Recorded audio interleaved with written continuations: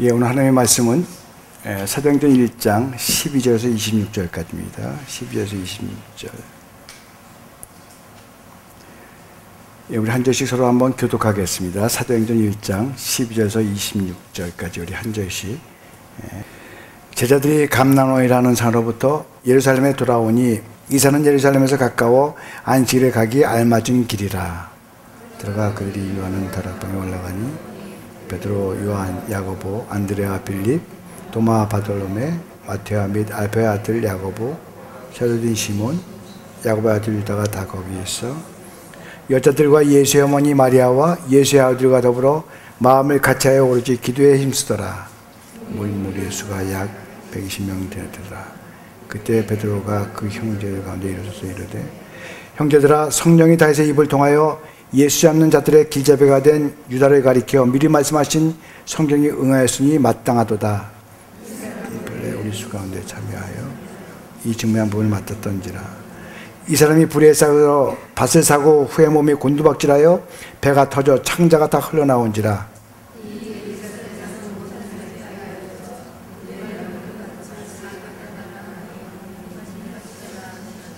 시편에 기록하였을 때 그의 거처를 황폐하게 하시며 거기에 거하는 자가 없게 하소서 하였고 또 일렀을 때 그의 직분을 타인이 취하게 하소서 하였도다.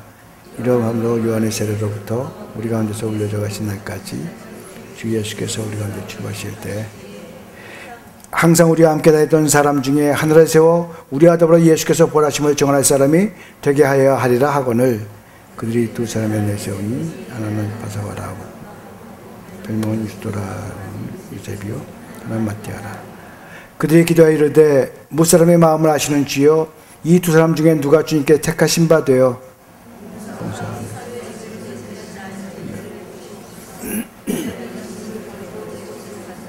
우리 같이 읽겠습니다.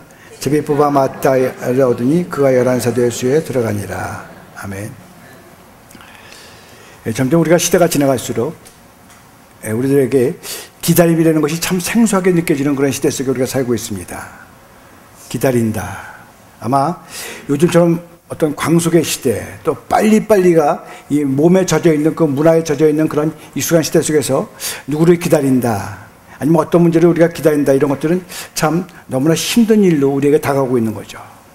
뭐가 요즘은 인터넷을 켜도 그냥 누르기만 하면 바로 나와야 되는데 조금만 늦어도 그냥 답답해서 견딜 수 없는 그런 시대입니다. 그래서 기다리지 못해서 일을 그럴 때가 얼마나 많은지 모릅니다.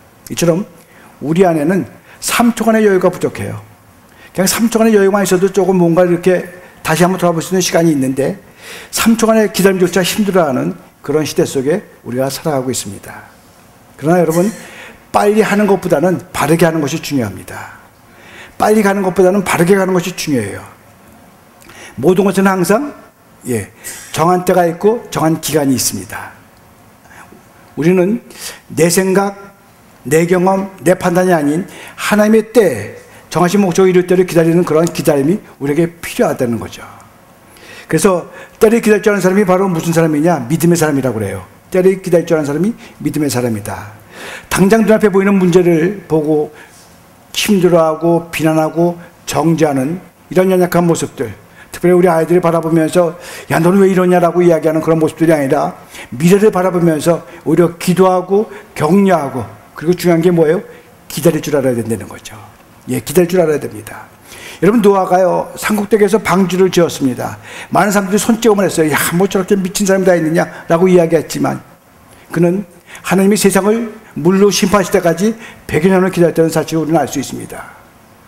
모세가 하나님의 그 사역을 하기 위해서 80년의 세월을 기다렸고, 이스라엘 백성들이 가나안에 정복하기 들어가기 전에 40년을 광야에서 기다렸다는 사실을 우리는 충분히 알 수가 있죠.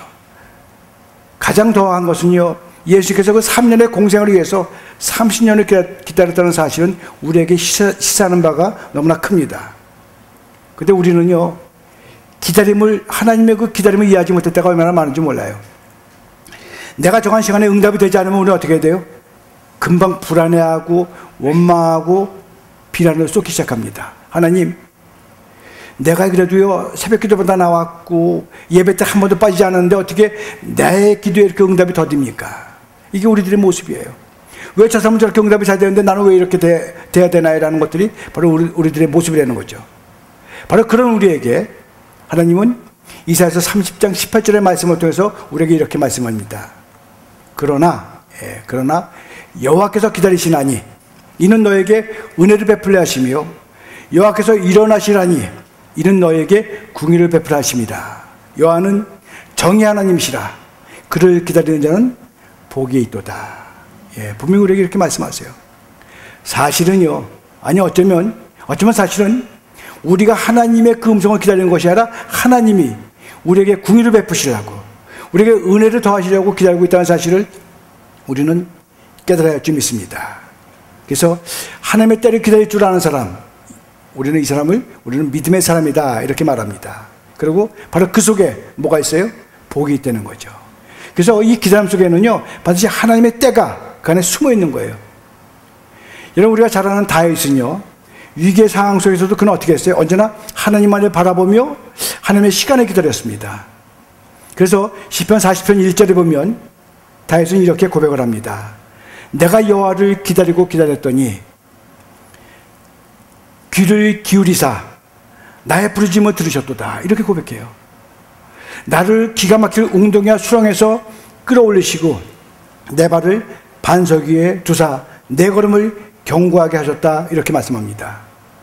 여러분, 다윗은요, 생명의 유업을 받는 그 기가 막힐 웅덩이와 수렁에 빠졌지만 어떤 인간적인 방법이나 어떤 다른 사람들을 동원해 가지고 해결하려고 하는 아주 급하게 서두르는 그런 일들을 행하지 않았다는 거죠. 오히려 그는 하나님을 기다리고 또 기다리면서 하나님의 역사하심을 바라볼 때까지 그는 참고 또 참고 어떻게 했어요? 기도했다. 이렇게 우리에게 이야기하고 있습니다. 여러분, 이처럼 하나님을 기다리며 간구하는 다윗의 기도를 들으시고 하나님은 기가 막힐 웅덩이와 수렁에서 그를 건져주셨을 뿐만 아니라 그의 발을 반석에 세우시는 은혜가 그에게 임했다는 사실을 우리에게 이야기하고 있습니다. 그래서 그는 어떻게 했어요? 반석에 세워지자마자 그는 새 노래로 주님을 찬양하기 시작했다는 거예요. 그렇게 새 노래로 주님을 찬양하기 시작하니까 그 많은 다윗을 해하려고 했던 많은 사람들이 오히려 두려워 떨었다라고 성경은 분명히 우리에게 증거하고 있습니다. 여러분, 이처럼 다윗의 인생이 위기 상황에서도 절망하지 않고 기다릴 수 있었던 비결이 있다면 그것은 무엇일까요? 믿음이죠. 믿음입니다. 여러분, 어떤 믿음이에요? 어떤 상황 속에서도 하나님은 나를 반드시 도와주실 것이라는 믿음이에요. 어떤 상황 속에서도 반드시 하나님은 나를 인도하실 것이다. 어떤 상황 속에서도 하나님은 나를 반드시 부어하실 것이다. 어떠한 상황 가운데서도 하나님은 나의 빛이요 길이요 진리가 되실 것이라는 사실을 분명히 믿었기 때문에 그는 오히려 그 상황 속에서 하나님을 바라보며 기다리며 간절하게 고백했던 그런 모습을 우리가 볼 수 있습니다. 여러분, 여기에 우리의 모든 소망의 근거가 바로 여기에 있습니다. 우리 옆 사람 한번 바라보세요. 얼마나 기다릴 수 있는 사람인가? 많이 기다릴 수 있는 사람 같아요? 우리 인사 한번 하겠습니다. 믿음으로 기다립시다.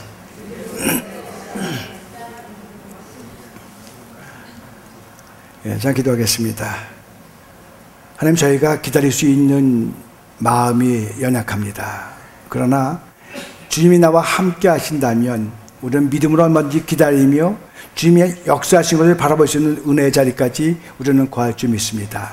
하나님, 언제나 그런 믿음으로 주님을 바라보며 세상을 바라보던 눈을 주님께 돌리며 나의 연약한 것들을 주님의 강함으로 채워지는 역사가 임할 수 있도록 항상 주님의 품 안에 거할 수 있는 정도 될 수 있도록 인도해 주시옵소서.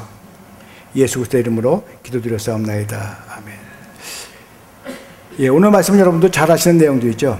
예수님이 부활하시고 승천하신 다음에 성령의 강림이 있기 이전에 있었던 일입니다. 그러니까 교회가 세워지기 이전에 발생한 일이죠.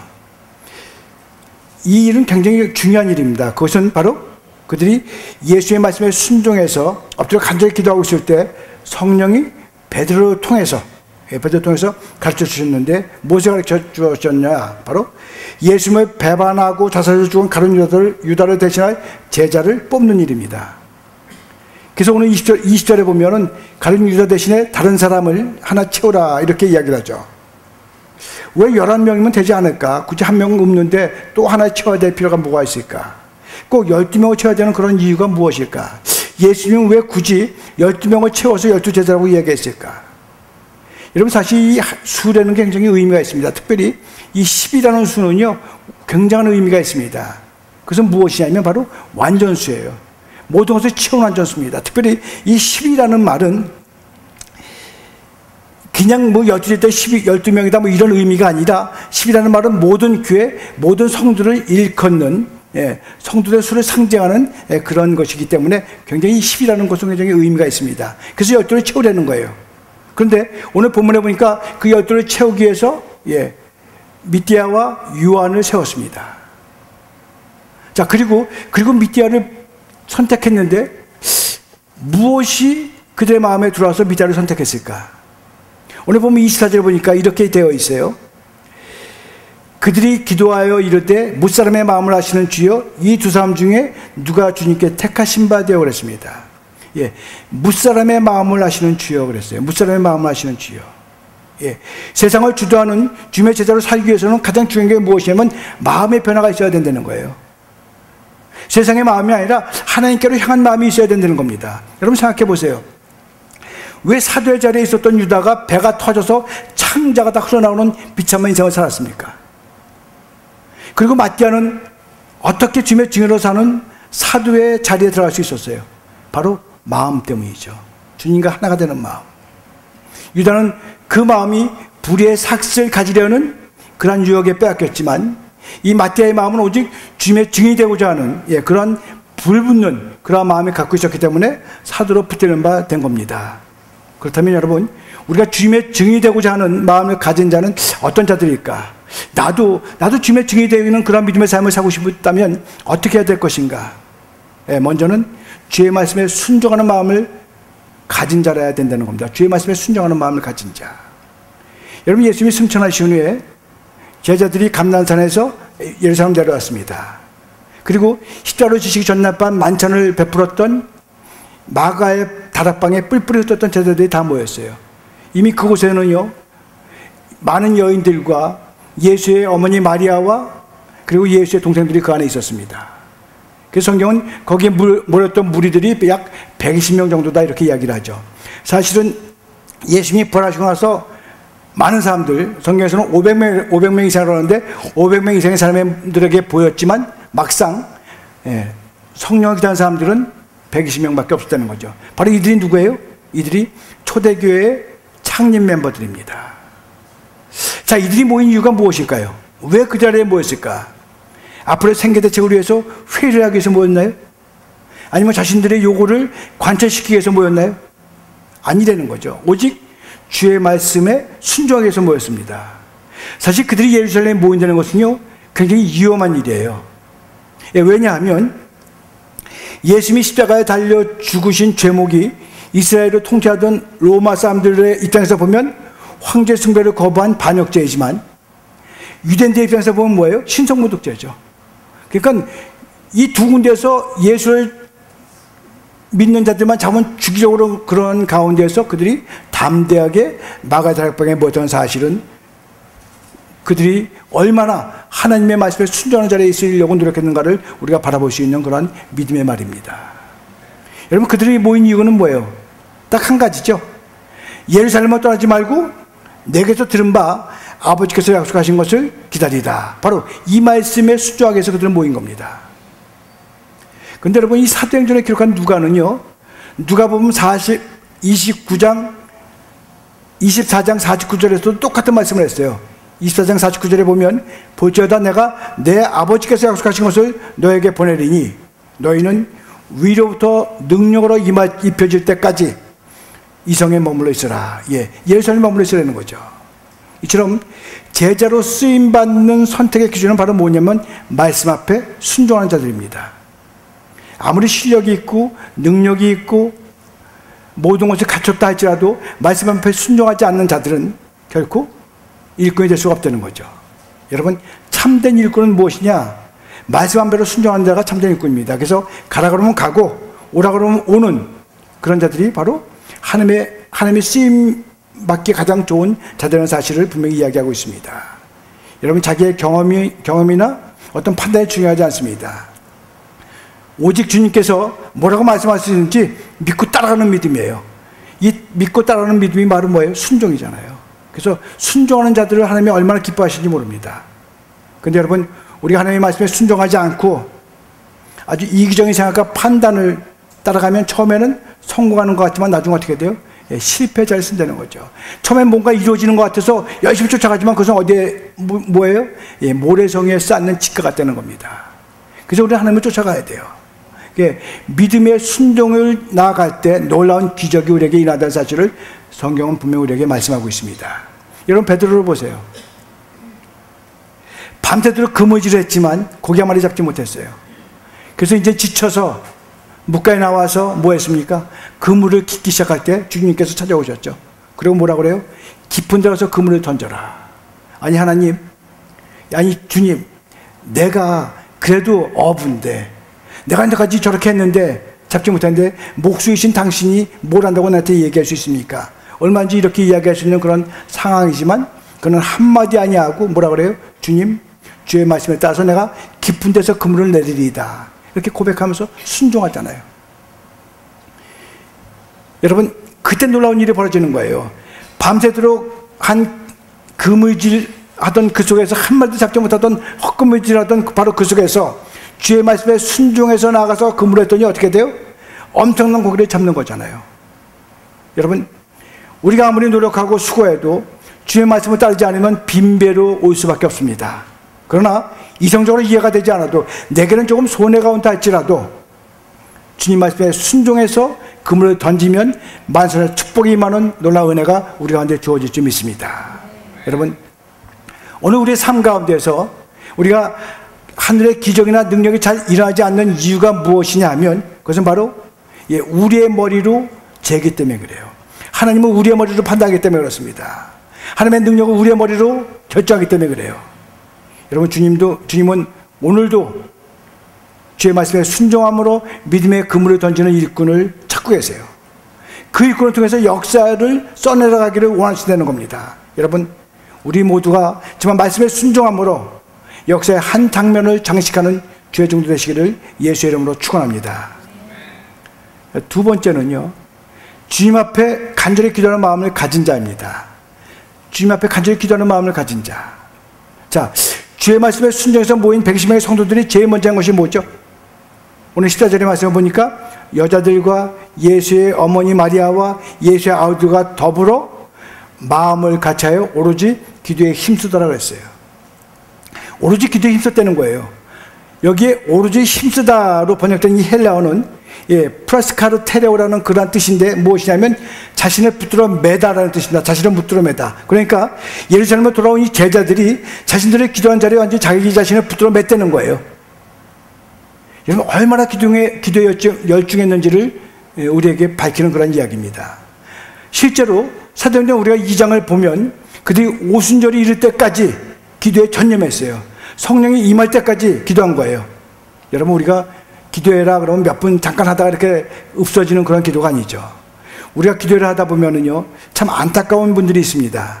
그것은 시간이 점점 지나가면 지나갈수록 성령의 임재하심을 강력하게 느끼는데 시계 보고 일어나는 사람들이에요. 가야 되겠다. 어떤 분은요, 머리 기도만 하다가 가는 사람도 있어요. 왜 이제 기도하다 보면 처음에 뭘로 기도해요? 머리로 기도하잖아요. 생각으로 기도하니까. 그러다가 정말 하나님의 임재가 느껴지기 시작하면 가슴이 뜨거워지면서 어떻게 돼요? 가슴으로 기도하기 시작한다는 거죠. 내가 입술에서 기도가 나오지만 입술의 기도가 아니라 어디서 나와요? 내 심령 저 깊은 곳에서부터 하나님과 함께하는 그런 기도가 우리에게 우러나오기 시작한다는 겁니다. 여러분, 이건 맛을 봐야 돼요. 여러분, 기도할 때 일찍 일어나서 도망가지 마시고 그 맛을 볼 때까지 한번 기다리는 믿음이 여러분들에게 있기를 축원합니다. 이 빌 하이베스 목사님이 쓴 책, 이런 책이 있어요. 너무 바빠서 기도합니다. 너무 바빠서 기도합니다. 여러분, 바쁠수록 기도해야 된다는 거예요. 우리가 머리는 이해가 돼요. 바쁠수록 기도해야 된다, 이해가 되지만 그런데 정말 실제로 기도하느냐? 그렇지 않다는 거죠. 여러분, 우리가 정말로 기도에 전념해야 됩니다. 기도에 우리의 영혼을 이 예수의 제자들처럼 붙들어 매야 돼요. 그 책에서 빌 하이베스 목사님은요, 기도는 우리에게 굉장히 부자연스러운 것이다 이렇게 이야기를 하고 있습니다. 이 말은요, 기도에 전념하기로 뜻을 세우고 결단하지 않는 한 기도에 전념할 수 없다는 거예요. 그래서 우리가 기도에 전념하기 위해서는 정말 뜻을 세우고 내가 이렇게 해야 되겠다는 그런 고백이 우리에게 있어야 돼요. 그렇다면 이 마가의 다락방에 이들이 마음을 같이하여 그토록 간절히 기도한 기도의 제목이 있다면 그 기도의 제목은 과연 무엇일까요? 우리처럼 하나님 이거 해결해 주세요, 이 문제가 해결되어야 앞으로 이렇게 될 겁니다라는 그런 고백일까요? 예, 그들은요 정말로 자기의 그 여건, 지금 당장 죽을지도 모르고 우리 친구들이 배가 굶어서 어찌할지 모르는 그런 열악한 가운데 있다 할지라도 그들의 기도의 제목은 무엇이냐면 하나님 나 그리스도인답게 살게 해주세요. 이게 기도의 제목이에요. 예수가 올라가신 것처럼 오신다고 그랬는데 하나님 그 오실 때까지 주님을 증거하는 증인의 삶을 살기 원합니다. 이게 기도의 제목입니다. 여러분 기도할 때 가장 중요한 게 무엇일까요? 우리의 뜻을 이루는 것일까요? 아니라는 거죠. 제가 지난주에도 여러분에게 말씀을 드렸습니다만 먼저 그의 나라와 그의 의를 구하는 겁니다. 하나님의 뜻이 이루어지도록 하는 거예요. 그래서 우리가 힘들고 어려울 때 기도하는 간구도 필요하지만 기도의 핵심은 뭐예요? 간구가 아니라 하나님의 마음으로 바꿔지는 겁니다. 우리의 마음이 바꿔지는 거예요. 그래서 하나님이 원하시는 기도를 우리가 드려야 되는 거예요. 그래서 먼저 그 나라 그 의를 구할 때 나머지 채우시는 하나님의 놀라운 은혜를 우리가 느끼는 겁니다. 우리가 만나는 거예요. 여러분 그래서 나는 왜 이렇게 기도를 해도 기도의 응답이 없는가? 그렇다면 여러분들이 드리는 기도를 하나하나 여러분 보세요. 정말 내가 먼저 그 나라 그의 뜻을 향해서 내가 기도하고 있는 것인가?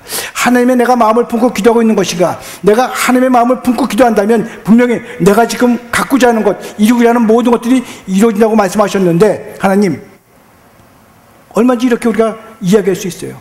얼마든지 신실하신 하나님께 하나님 당신의 말씀이 먼저 그 나라 그 일을 구하면 도와준다고 그랬는데 왜 안 됐어요? 그때는 이야기할 수가 있다는 거죠. 그래서 가장 중요한 것은 무엇이냐? 우리가 기도할 때 나의 모든 걸 내려놓고 먼저 지금 이 시간에 그 나라 그 일을 구하는 것이 무엇일까? 고백하면서 하나님의 뜻대로 구하는 것, 이것이 중요하다는 사실을 우리는 알아야 될 줄 믿습니다. 여러분 마찬가지로 그들은요 자신들의 마음이 오직 주님에 대해 쓰임받을 수 있도록 아무리 힘든 고난과 역경이 닥쳐온다 할지라도 그들은 주님을 증언하는 삶을 포기하지 않겠다는 그런 고백의 기도를 드린 겁니다. 그리고 마침내 그 기도는 응답되어서 고난당하면서도 그들은 결코 괴로워하지 않았어요. 그들은 순교당하면서도 결코 그 자리를 피하지 않았습니다. 이건 왜 그래요? 먼저 그 나라 그 의를 구하니까 하나님의 의를 강하게 감싸 안아서 성령 충만해지니까 어떤 자리에서도 담대 나갈 수 있는 은혜가 주어졌기 때문이라는 사실을 우리는 분명히 알 수 있습니다. 여러분 지금이야말로 우리가 합심해서 하나님 앞에 간절히 기도해야 될 때가 바로 지금이라고 저는 믿습니다. 우리가 살고 있는 이 미국 땅을 위해서 여러분 얼마나 기도했어요? 동성연애가 잘못됐다, 뭐가 잘못됐다, 미국에 이렇게 나가느냐, 정말 미국이야말로 기독교의 본산지나 마찬가지인데 어떻게 이렇게 될 수가 있을까? 한탄하기만 했지. 우리가 정말로 그 미국, 내가 밟고 있는 이 땅을 위해서 얼마나 여러분 간절한 마음으로 기도했나요? 조국교회의 회복과 부흥을 위해서 얼마나 기도했습니까? 우리 교회가 사도행전의 비전을 품고 계속 날아오르도록 여러분 얼마나 기도하셨나요? 정말 눈물을 흘려가면서 기도했다면 하나님의 은혜와 역사가 분명히 우리에게도 통해서 일어날 줄 저는 확신합니다. 여러분 우리 성도들 가운데 정말 육신의 질고로 고통당하는 분들이 있는데 하나님 그들 치유해 주세요라고 얼마나 간절하게 그들을 바라볼 때마다 마음속으로 그들이 힘들어할 때마다 정말 주님을 우리가 부르짖으면서 얼마나 여러분들 과연 그들을 위해서 기도했습니까? 여러분 이처럼 우리가 지금 해야 될 일이 있다면 기도에 더욱더 힘쓰는 일이 바로 우리가 해야 될 일이라고 저는 분명히 믿습니다. 마귀는 오늘도 우리를 이렇게 유혹해요. 예배 드려라. 그러나 기도는 하지 마. 전도 열심히 해. 그러나 기도하지 마. 봉사도 열심히 해라. 그러나 기도하지 마라. 열심히 위원회 만들고 열심히 대안을 세우기 위해서 회의해라. 그러나 그걸 위해서 기도는 하지 마라. 지성인답게 큰 소리로 그냥 기도하지 말고 그냥 조용한 목소리로 기도해라. 여러분 마귀의 유혹과 속임수에 우리가 넘어가면 안 됩니다. 우리들이 기도하지 않고 하는 모든 일은요 다 실패할 수밖에 없어요. 기도하지 않고 하는 모든 일들이 잘 되는 것 같지만 사실은 모래성에 쌓는 그런 성일 수밖에 없다는 겁니다. 여러분, 오직 하나님의 나라의 부흥과 교회의 부흥은 어디서부터 시작되나요? 바로 기도부터 시작된다는 사실을 우리는 분명히 알아야 될지 믿습니다. 여러분, 초대교회의 시작과 사도행전의 시작은 바로 오순절 마가의 다락방에서 합심기도한, 목숨을 건 절실한 기도에 의해서 사도행전이 쓰였다는 사실을 우리는 분명히 알아야 될지 믿습니다. 여러분, 우리 모두가 기도에 힘쓰는 자가 되시기를 예수의 이름으로 축원합니다. 특히 우리는 뭐 인원도 별로 없는데요, 중요한 직책을 맡은 분들, 무슨 선교회장이라든가 아니면 부장이라든가 이런 분들, 또 찬양팀들, 그리고 교사와 특별히 구역장들, 여러분들이 정말 기도하면서 한 분 한 분의 이름을 불러가며 기도해 보셨나요? 매일매일의 삶 가운데서 내가 다른 거 시작하기 전에 먼저 그 나라, 그 입장에서 하늘나라의 그 백성들을 위해서 여러분 얼마나 기도하셨습니까? 여러분, 기도하지 않고 사역하면 무슨 문제가 있어요? 자기의 열기가 드러나 버립니다. 기도하지 않고 사역하면 무슨 문제가 있어요? 자기의 욕망이 나오고 자기의 교만이 나타난다는 거예요. 그래서 우리는 더욱 간절히 기도해야 됩니다. 그리고 우리 모두는 사무엘 선지자의 고백처럼 여러분, 기도를 쉬는 것이 바로 죄라고 이야기했다 그러면 우리는 비록 성도지만 정말 우리 교회 사역자들을 위해서, 우리 교회 많은 사람들을 위해서, 아픈 데도 위해서 우리가 얼마나 기도를 했나요? 기도를 쉬는 것이 죄라면 여러분, 누구나 다 같이 기도해야 되지 않을까요? 너나가 없이. 그래서 사도가 우리에게 뭐라고 그래요? 쉬지 말고 기도하라. 이것이 명령이라면 우리는 정말로 내가 하루를 시작하기 전에 내 주위에 있는 모든 사람들을 위해서 먼저 기도하며 시작할 수 있는 은혜가 여러분들에게 주어지기를 예수의 이름으로 축원합니다. 세 번째는요, 주님 앞에 헌신하는 마음을 가진 자입니다. 주님 앞에 헌신하는 마음을 가진 자. 여러분, 주님 앞에 헌신하기 위해서는 전제 조건이 있어요.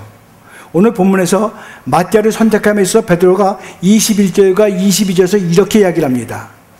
이러함으로 요한의 세례로부터 우리 가운데서 올려져 가신 날까지 주 예수께서 우리 가운데 출입하실 때 항상 우리와 함께 다니던 사람 중에 하나를 세워 우리와 더불어 예수께서 부활하심을 증언할 사람이 되게 하여야 하리라.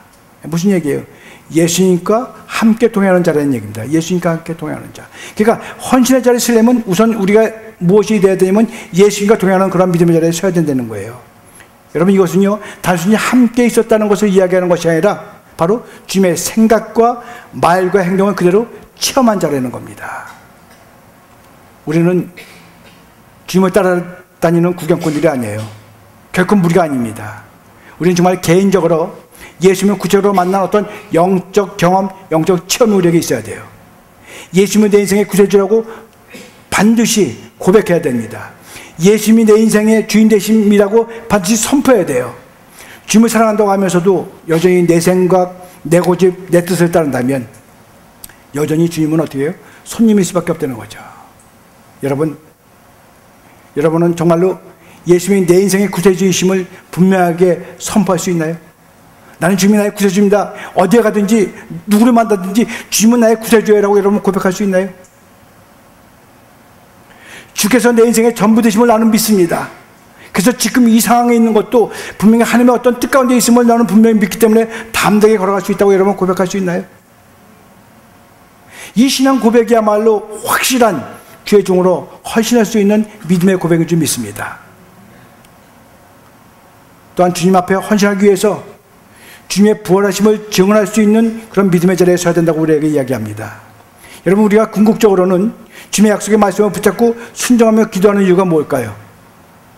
궁극적인 이유, 바로 부활의 증인으로 살아가기 위해서입니다. 내 삶의 모습을 통해서 하나님을 증거하기 위해서 그래요. 내가 가는 발자국마다 주의 흔적을 남기기 위해서 그렇습니다. 내가 어디에 들어갔다 나오더라도 바로 거기에 주의 향기가 무럭무럭 풍겨진다면 여러분, 그것이야말로 정말로 주님을 기쁘게 만드는 것이고 또한 내 삶을 통해서 하나님을 증거하는 은혜의 자리에 서 있는 줄 믿습니다.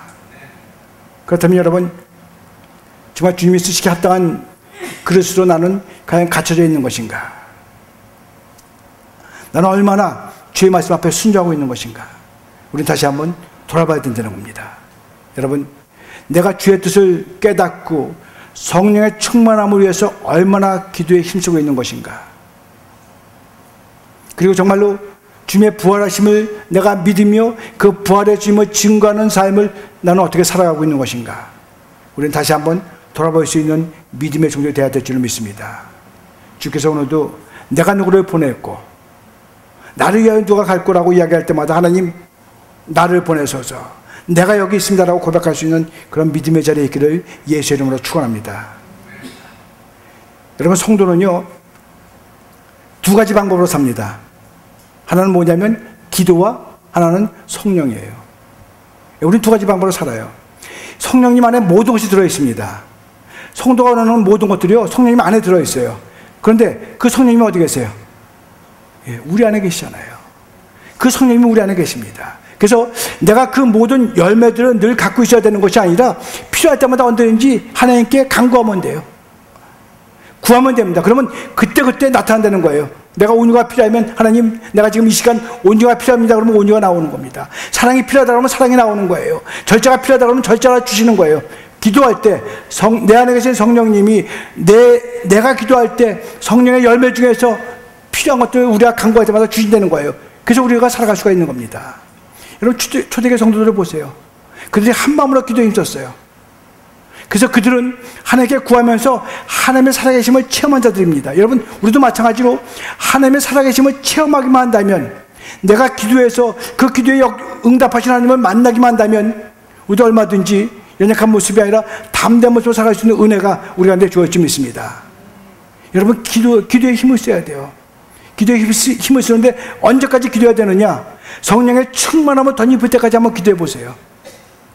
우리가 성령의 충만함으로 덧입을 때까지 기도해 보면, 정말로 성령의 충만함만 덧입혀진다면 여러분, 그 다음부터 우리의 기도는 어떨까요? 아마 신이 날 거예요. 신이. 어떤 기도든지 하나님이 내가 함께 한다는 그 사실 때문에 우리는 담대하게 선포하는 놀라운 은혜와 축복의 자리에 머물 줄 믿습니다.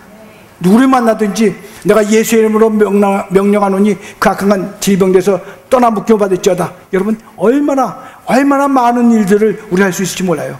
그것은 우리가 기도에 더욱 힘쓰며 성령 하나님의 그 충만함을 덧입을 때 우리는 능력의 자리에 서는 은혜가 우리 가운데 주어질 줄 믿습니다.